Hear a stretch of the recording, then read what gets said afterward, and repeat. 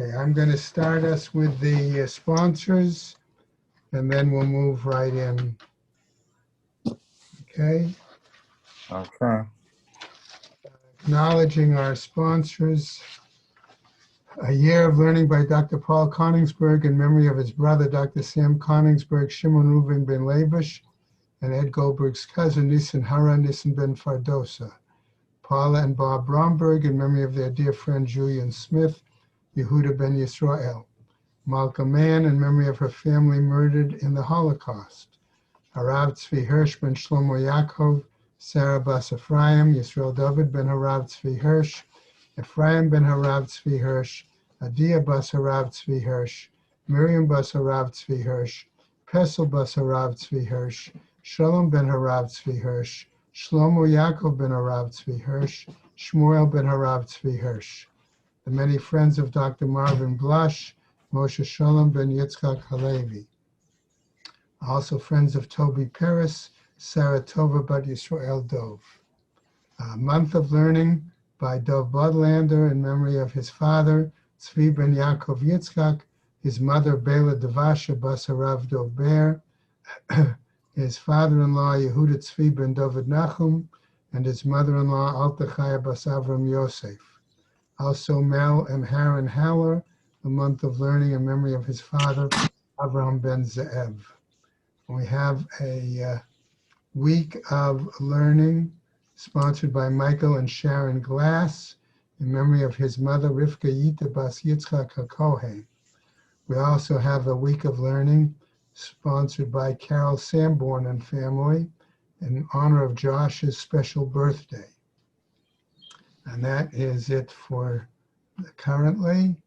May the neshamas have an aliyah, crank or afiyah, velta yeshir, shema tliyah, and l'chol b'nei Israel a good gebenched yar. Shabbos, Milton and Keller are sponsoring a day of learning in memory of his father, Yaakov Shlomo ben Klonimus. Okay? So that gives us our sponsors. Okay. We should be on Lamed Gimel, Lamed Aleph, right?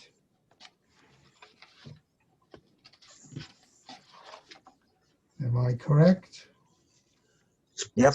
Should be. Yep. All right. So that is where we are.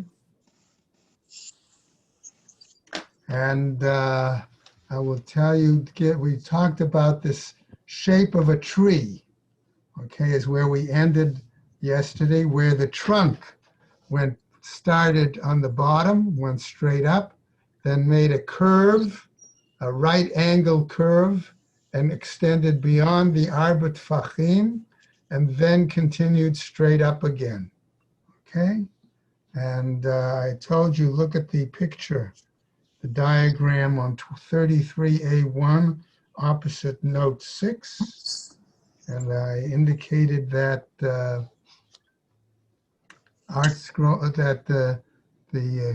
Steinsaltz, okay, Corin Steinsaltz also had a picture of a tree.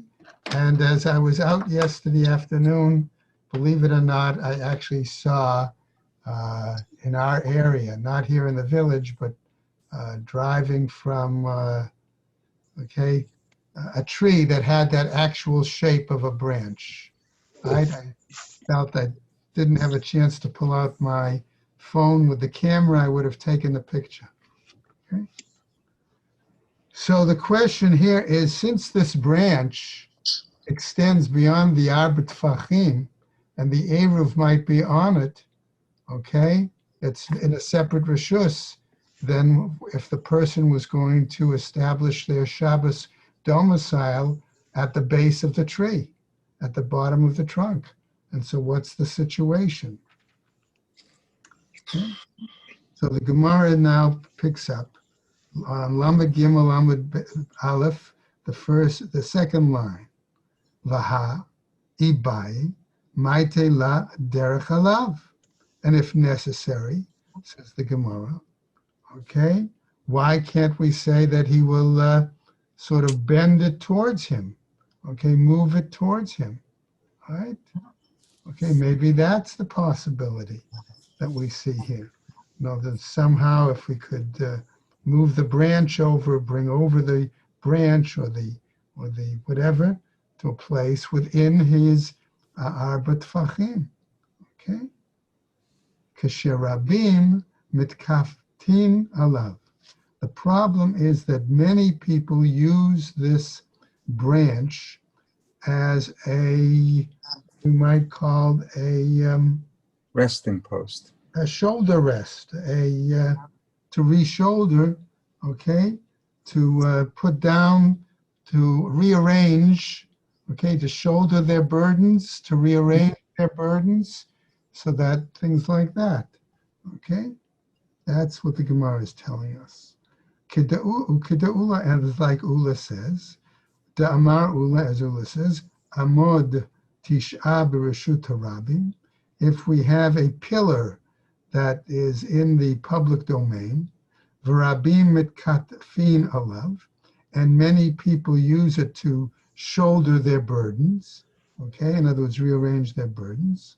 V'zarak, and somebody threw something, okay, onto this pillar. V'nach al gabav, and it landed on top of the pillar, okay. Chayav, according to Ula, the person would be obligated, would be susceptible, liable, right, for committing a Torah mandated prohibition. My Rebbe, okay, so the question asks, Umay Rabbanan? Okay, if that's the case, where we had this dispute between Rebbe and the rabbis about Shvut, okay, not applying during the twilight time, we come back to this argument. Okay, the Tana, as taught elsewhere, right? Natnu be'ilan lamala me'asarat tfachim. If he put the eruv in a tree above 10 tfachim above the ground, it is not considered a valid eruv. Lamata me'asarat tfachim, below 10 tfachim, eruvo eruv, then it is a valid eruv. Va'asur litlo, okay, but he also says that it is forbidden, right, to take the eruv off the tree on the Shabbat itself, okay? So the implication at that point seems to be, before we turn the Amud, okay, is that once twilight starts, according to one view, okay, therefore it's the location of the eruv is fixed, okay, and since Shabbat starts at the outside of twilight. If you say it doesn't apply during twilight, but not till dark, okay, then would have been time for the person to move the eruv within his reshus. Okay? So the Gemara raises this issue, all right, and tries to clarify it. B'toch shlosha mutar l'shlo, okay, that within the 3 tfachim, it should be permissible to take the eruv off the tree, even on the Shabbos itself, and it would be a valid eruv. So the Gemara then says, Netano b'kalkala, utla'o be'ilan. Know that he put it in a basket, right, and he hung it on the tree, right? Utla'o ba'alan, afilu l'mala me'asrat tfachim. Even then, if it's higher than 10 tfachim, eruvo eruv divrei Rebbe, that it's still a valid eruv in that case, according to Rebbe. The Chachamim umrim, but the sages disagree, and they say, Kol makom she'asur litlo, ein eruvo eruv, that any place where he does not have easy access, I'm going to say, okay? In other words, to that eruv, in other words, to be able to take it down on Shabbat, right? It is not considered a valid eruv. The Chachamim Omrim are here, okay? But the sages say this on what part of the statement? Ilema asefa, if they say it on the end, last part of Rebbe's statement. Lema Kesavre Rabbanan Stadin Asurin. Does this mean to say that the rabbis hold that using the side of the tree is forbidden? Ella Aresha. But therefore the rabbis must be commenting on the earlier part of the Braita. Hai Ilan Hechidami. So this tree, therefore we ask, okay, what is it like? Right? E delate be arba'a. If it doesn't have an area of 4 tfachim, makom patorhu, then it's simply a makom pator. It's an exempt area. Ve'i de'et be arba'a. And if it has, right, 4 tfachim, kinatnao b'kalkala, if he puts it inside a basket, ma'i hava. Puts it in the basket, what's the significance? What's so significant about that? What makes this a problem? Why is it, where's the ruling that makes it lenient?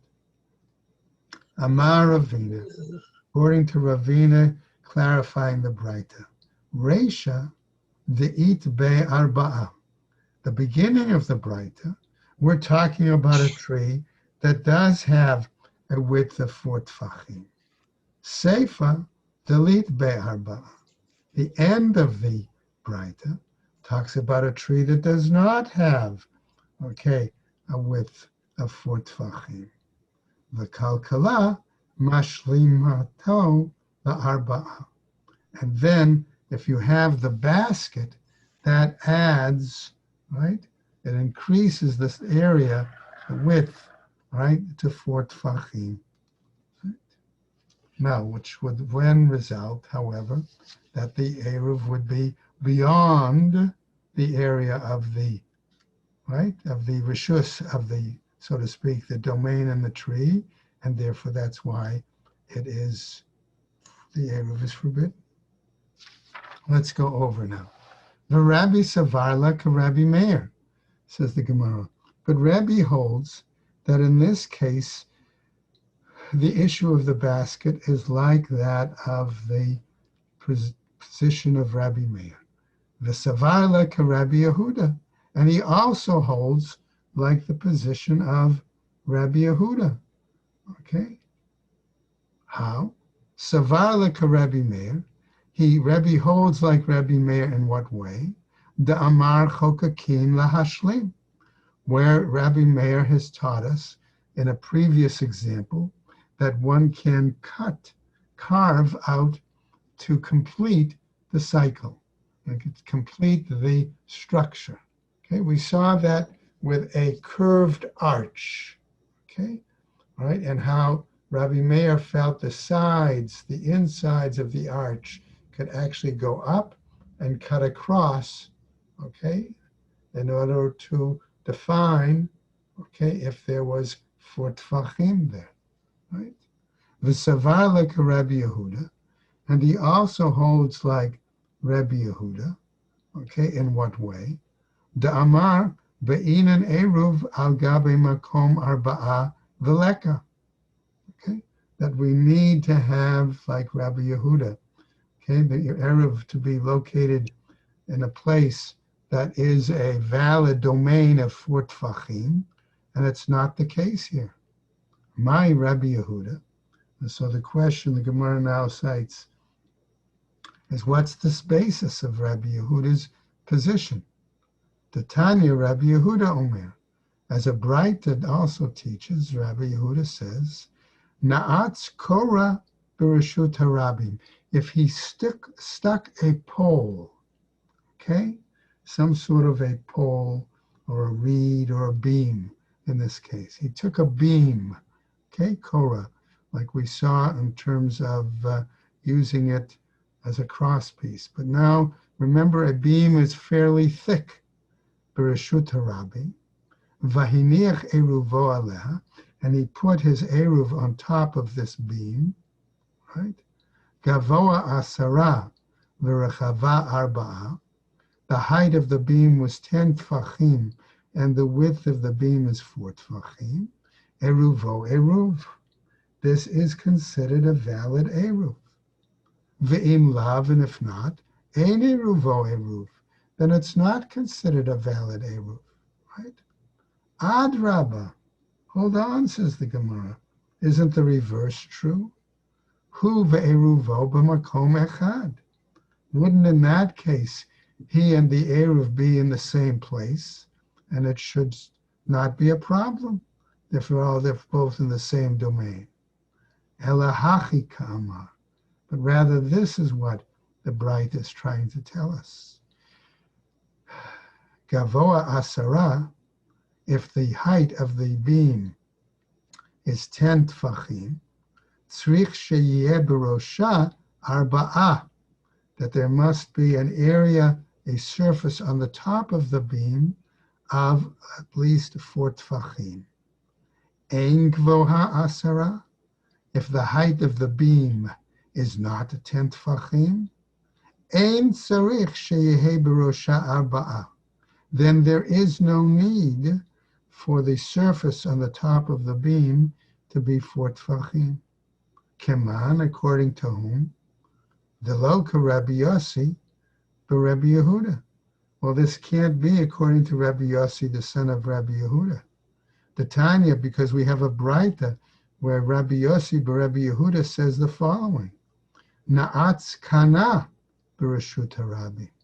If he stuck a pole, not a beam, but a single pole in the public domain, v'hiniach b'rosho tarsikal, and he put a taraskal, a kind of basket, okay, on top of the pole, v'zarak, and he threw something from another reshus into the basket, v'nach al gabav, and it landed on the basket, chayav, he would be held responsible, guilty. Afilu tema Rabbi Yossi b'Rabbi Yehuda, says the Gemara. No, you might even say that it could be according to Rabbi Yossi b'Rabbi Yehuda. Why? Hatam hadran mechitzata. Okay, there we say that the basket, okay, which is on top of this pole, the basket has sides, and as a result, the sides of the basket are yored, can be considered like they go down. And if that's the case, they form as if they have I'll call it a moment, an invisible partition around the pole to declare that area a reshus. Okay? Hacha. But here, okay, right, in this case, right, lo hadran mechitzata. Okay, in that case, right, we're saying that the imaginary walls don't surround the tree, right? There is no partition. So the Gemara now, however, wants to clarify this Braita with another interpretation. Rabbi Yirmiyah Amar, says Rabbi Yirmiyah, Shani Kalkala. With the basket, it's different. Ho'il v'yachol lentota. Why? Because it's able to tilt, to move the basket in some way. Therefore, the Eruv would roll out of the basket into his reshus, right? Or he would be able to reach inside the basket and take it out. Ho'il v'yachol lentota. Lahavi'ah letoch asara. And therefore he would be able to bring it into the area of the 10 tfachim of the ground, if it was above. Now, Gemara wants to present another interpretation. Yativ Rav Papa. Rav Papa was sitting, v'ka'amar la lahashma'atah, and he was learning, reviewing this particular explanation that Rabbi Yirmiyah gave. Etive, and I'll challenge, okay, right? So Rav Teve, Rav Bar Shva, Rav Papa, and Rav Bar Shva, or Sheva, okay, challenged Rav Papa using this Rabbi Yirmiyah's explanation when he asks him the following question. Ketzad hu oseh? Okay, how is he supposed to behave? What is he supposed to do? Proceed. Molicho berishon umachshich alav, okay, v'not lo ubalo. B'sheni machshich alav v'ochlo ubalo. Okay, what are we talking about? It's a situation where we have the occasion of a Yom Tov, which is followed by a Shabbat. Okay, Friday is Yom Tov. Okay, and then Shabbat, and so he cannot bring the Eruv on Yom Tov. So what does he do? He brings it as the Gemara tells us. Okay, Molicho barishon, he brings it on the, I'm going to say, first occasion, namely Thursday afternoon, that he can bring it. Umachshich alav, okay, and he has to stay there till nightfall, right, till it gets dark. V'not lo ubalo, okay, and then he can take it and go. B'sheni machshich alav va'ochlo, and he brings it therefore, okay, to the area on the second day, on Friday afternoon, okay, and therefore that's where stays the night, and then he can eat it right there, and then he can continue going. From that point, if he needs to go using the Erev Tchumim, a further distance. Okay, we're going to continue a little bit more. All right, why is that the case? Why is it necessary to bring the Eruv specifically to the site of the Eruv Tchumim?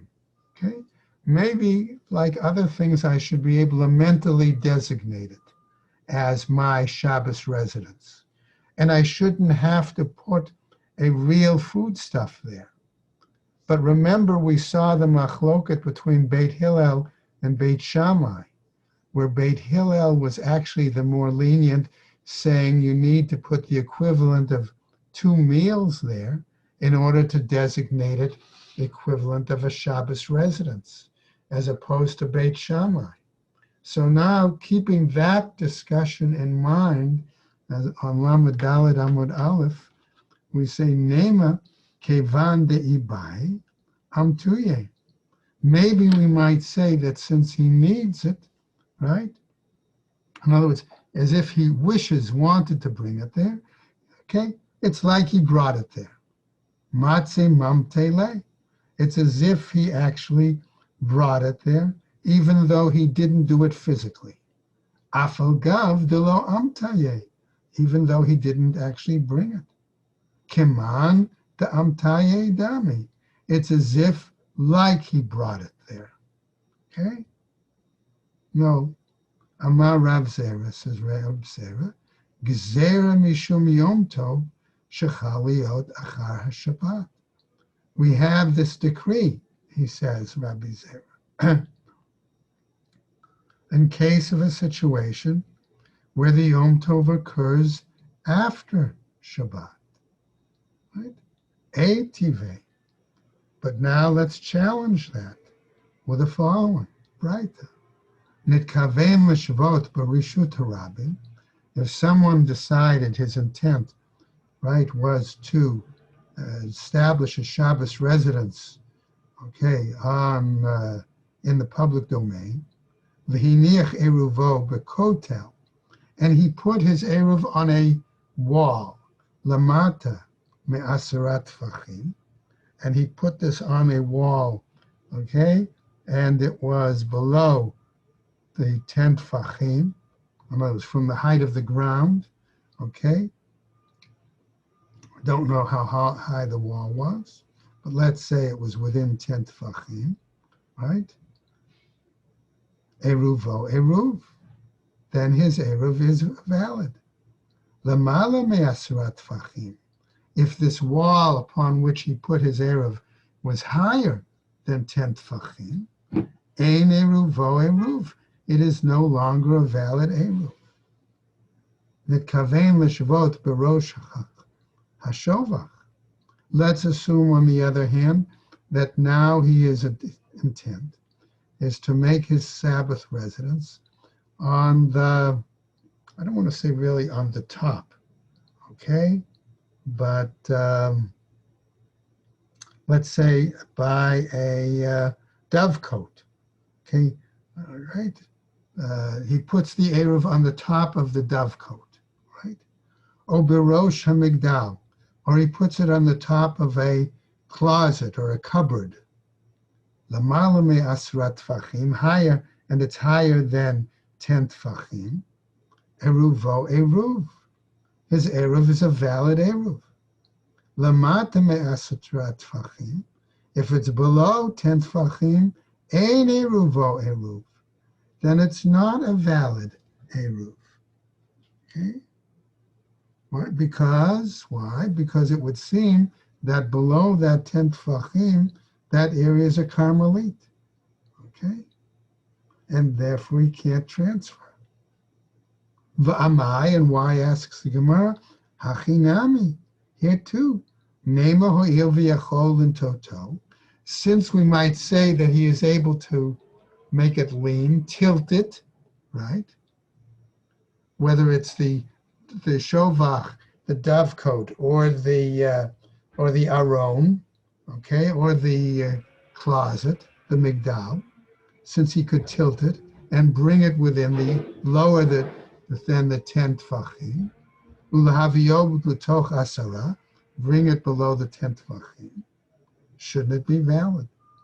Amar Rabbi Yirmiyah, hacha b'migdal misumar askinen. We're dealing here with a closet or a cupboard that is nailed shut. Okay? So that's the answer. Okay? Not only is nailed shut, but it's nailed to the wall. In other words, it can't be moved. Okay? Now, Rabba Amar, says Rabba, Afilu tema b'migdal she'eno mesumar. Maybe according to Rava, we should say that we also can deal with the example of a closet, okay, that is not nailed to the wall. Bahacha b'migdal arochas kina. And what are we talking about? We're dealing with a rather, I don't know, we want to call it tall, a closet or a tall cupboard. Okay? De'i mamtele porta. Because if we were going to try to bring it a little closer, to lower it a little closer, what happens? Azil chutz la'arba amot. Okay? It would bring it outside the area of Dalet Amos. Hechidami, how is that possible? Asks the Gemara. Okay, according to this Braita. Ida Iker Kavta Umatana, says the Gemara. Umatna. Let's assume, he says, that if we have a window and a rope, okay, there's a window that's going to be opposite this aron, okay, right, and we have a rope that we could attach to the eruv, right? Laite bekavta umatna. Okay, so let's bring the eruv, okay, from the top of the closet through the window, okay, right, to the area. Delete le kavta umatna. But we're saying that it's a situation where he does not have the window or the rope. Okay? Going on now. Our Mishnah said, Netano babor afilu amok mea ama v'chule. if he put the Eruv in a pit that even if it were 100 amos deep, okay, he would still be a valid Eruv. So the Gemara wants to know, okay, the following. Hi, Bor, the Kai Hecha. This pit, where is it located? Right? Ilema de Kai Bereshut Hayachid. If we're saying that this pit is located in the private domain, right? Pshita, isn't that obvious? Reshut Hayachid Ola Ad L'Rakia. We say a private domain extends all the way up to the heavens. B'ki hechi disalka la'ayil, hachanami dinachta l'tachat. And where things naturally rises up, so too they can descend down completely, the same amount of space. Ve'ela, the kai b'reshut harabim. But rather we're saying that it is in regards to the public domain. Dinetkavein lishvot hecha. If we're saying that this pit is in the public domain and that's where he put his Eruv, where is his intent, asks the Gemara, to spend his Shabbos residence? Ilamala, okay? If he's going to spend it above the pit, namely on the edge of the pit, let's say, hu b'makom echad ve'eruvo b'makom acher. He's in one place and his Eruv is in another place. So it's not, how can you say that that's a valid Eruv? He doesn't have access to it, right? Ilamata, if it's down below, if that's where he's going to spend his Shabbos residence, pshitahu ve'eruvo b'makom echad. That's obvious because the Eruv and he are in the same place.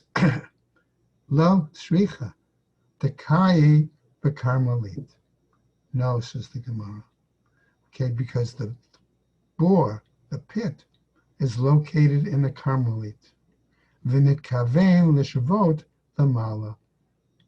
And his intent was to establish his Shabbos residence above.